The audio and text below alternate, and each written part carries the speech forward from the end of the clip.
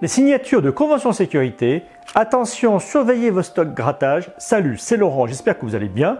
Mardi 7 mars, on y va? Le 28 janvier 2022, la Convention nationale relative à la lutte contre l'insécurité et à la lutte contre les marchés parallèles avait été signée à Privas dans l'Ardèche par Philippe Coy, président de la Confédération des buralistes, Gérald Darmanin, ministre de l'Intérieur, et Olivier Dussopt, qui était à l'époque ministre du Budget, donc ministre de tutelle des buralistes. C'était avant la présidentielle. Vous savez maintenant que l'actuel ministre est Gabriel Attal. Cette convention vise à mieux organiser les relations entre les services du ministère de l'Intérieur et les douanes sur nos problématiques de sécurité. Et cette convention nationale est maintenant déclinée au niveau des départements avec l'aide de nos élus buralistes locaux. En général, il y a signature d'une convention départementale entre la présidente ou le président des buralistes du département, la préfecture, la direction régionale des douanes, la direction des forces de l'ordre de police ou de gendarmerie. Par exemple, en 2023, on vient d'avoir Thierry Méronin, président des buralistes de l'Isère, qui vient de faire signer sa convention. On a eu auparavant Pierre Latournerie, président des buralistes du Cantal, Jean-François Pizier du Tarn, Lisel Garnier pour la Drôme, Jean-Noël Berthaud du Jura, José Savariego pour la Charente-Maritime, Fabrice Lefebvre pour le département de l'Eure, Serdar Kaya pour l'Oise, Valérie Grangier pour le département de l'Aude. Il me manque certainement beaucoup de signatures car tout ne me parvient pas. Que ceux que j'ai oubliés veuillent bien m'en excuser et m'en informer, j'en parlerai avec plaisir. Car pour vos élus, c'est du travail, c'est de l'organisation.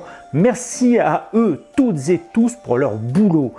Alors que sur leur temps libre, ils pourraient aller à la pêche. Eh bien non, ils s'engagent pour les buralistes. Bravo. Pour moi, je pense que c'est important ces conventions pour plusieurs raisons. D'abord, c'est la reconnaissance officielle et réelle qu'il y a un vrai problème de sécurité et de trafic dans le monde du tabac. Jusque-là, on n'invente pas le fil à couper le beurre, mais ça fait du bien de se l'entendre dire parce que c'est pas toujours gagné. Donc ça, c'est une bonne chose. Deuxième point, alors que c'était seulement les douanes qui dépendent du ministère du Budget qui étaient concernés par les trafics du tabac, qu'on y implique davantage le ministère de l'Intérieur et les forces de l'ordre, et tant mieux, c'est une aide supplémentaire. Gérald Darmanin, l'actuel premier flic de France, ayant été ministre du Budget autrefois en relation avec Philippe Coy, y a peut-être aidé. Je ne sais pas, je n'ai pas l'info, mais je suis tenté de le penser. Le fait qu'il y ait connexion entre ces services de l'État et les élus des buralistes peut faciliter bien des choses. Donc pour moi, ces signatures sont importantes et nécessaires. C'est très bien de les avoir mis en place. Je répète, c'est très bien de les avoir mis en place. Mais c'est là où vous vous dites, il y a un mais. Mais une fois que j'ai dit ça, je n'en reste pas moins inquiet. Une fois que la photo est faite pour la presse nationale et la presse locale, que deviennent ces conventions? Pour quelle réalité sur le terrain? Je suis devenu buraliste sous François Baroin, ministre du Budget en 2010. J'ai eu 8 ministres en 13 ans. Quand les directions départementales de l'État seront mutées, quand les élus syndicaux auront passé la main, qu'en restera-t-il? Du papier dans les archives départementales? Mon ressenti de l'action du personnel politique français est qu'il y a souvent beaucoup d'effets d'annonce, beaucoup d'images médiatiques, mais qu'une fois passés les crépitements aveuglants des flashs des journalistes, tout s'oublie. Une réalité en chasse une autre. J'espère que mon inquiétude est infondée et que je fais du mauvais esprit. Chat échaudé craint l'eau froide. En attendant, si des élus veulent nous parler de leur convention en sécurité, si Philippe Coy veut faire des précisions ou nous donner un avis sur le sujet, Bural TV, la première chaîne professionnelle pour les buralistes, leur est ouverte. Bural TV est ouverte à tous ceux qui ont des choses à dire dans l'univers des buralistes, toutes et tous. Ce soir, la Super Cagnotte Euro Million monte à 143 millions. Vous avez là une image du tabac de Thibaut qui met des petites affiches pour informer ses clients. Il y a Yves qui nous a envoyé une photo de lui parue dans Profession Jeu. Chez Yves, ses clients repartent avec le sourire. Ça, j'aime bien. Et c'est en Charente-Maritime qu'on a eu un fabuleux gagnant surprise. Oui, messieurs, dames, écoutez bien, c'est extraordinaire, c'est miraculeux. Un employé d'un tabac, je dis bien un employé d'un bureau de tabac, a gagné plus de 160 000 € en pillant les jeux à gratter de son employeur. Ouais, 160 000 €. Tout du moins, ce chiffre est le montant du déficit comptable qui a permis de donner l'alerte. Je n'ai pas plus d'informations sur ce qui s'est passé dans ce bureau de tabac. La confiance devait y être importante pour qu'il n'y ait pas de contrôle régulier des stocks grattage.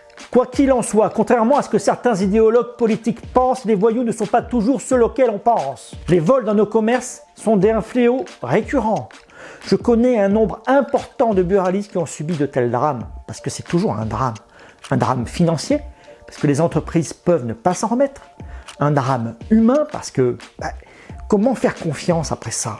Mais aussi un drame dans le ressenti citoyen. Écoutez bien, l'employé voleur en question dans cette affaire a été condamné à 8 mois de prison avec sursis. Ça veut dire rien. Rien dans sa vie ne change suite à ce jugement.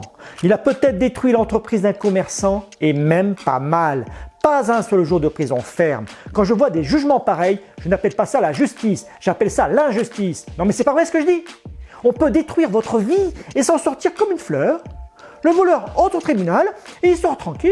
Il peut aller prendre une bière avec son avocat commis d'office payé par les impôts du buraliste. Peinard. La vie continue comme si de rien n'était. Alors que le buraliste, lui, il doit le payer son avocat. Il doit trimer pendant des années pour remonter la pente. Si c'est possible. Il a peut-être perdu son commerce. Quand on détruit votre vie, qu'il n'y a pas de justice, comment faire confiance à la République? Et après, c'est nous les salauds de patrons et après on veut qu'on embauche? Je connais des buralistes qui ne veulent surtout pas de salariés à cause de ça. Ils ne travaillent qu'en famille. Et même parfois la famille, il faut la tenir à l'œil. Mais si on pousse loin la réflexion, nous, buralistes, nous devons contrôler, contrôler, contrôler. Mais avec quels moyens? Pour le tabac, on a des implantations de commandes automatiques. Mais pour les jeux à gratter, je pose la question aujourd'hui. Est-ce que la FDJ nous donne les moyens techniques et informatiques suffisants pour nous aider à contrôler notre stock de grattage? Eh bien pour moi c'est non. Est-ce qu'elle forme suffisamment les nouveaux buralistes au contrôle des stocks de grattage? Pour moi c'est non. Est-ce qu'elle doit le faire? Pour moi c'est oui. Je prépare un sujet là-dessus. En attendant, puis-je demander aux copains qui s'occupent des groupes Facebook Buralistes et Fiers, les Buralistes en colère et tous les autres groupes de faire un post spécial sur le sujet intitulé « Comment faites-vous pour contrôler votre stock de grattage ?» On en parlera dans Bural TV avec des propositions. Et voilà, c'est fini pour aujourd'hui. Surtout, likez, partagez, abonnez-vous. Merci pour votre confiance et je vous dis à demain pour les nouvelles aventures du monde impitoyable des buralistes. Belle vente, je vous embrasse. Puis, allez compter votre stock jeu là, on sait jamais.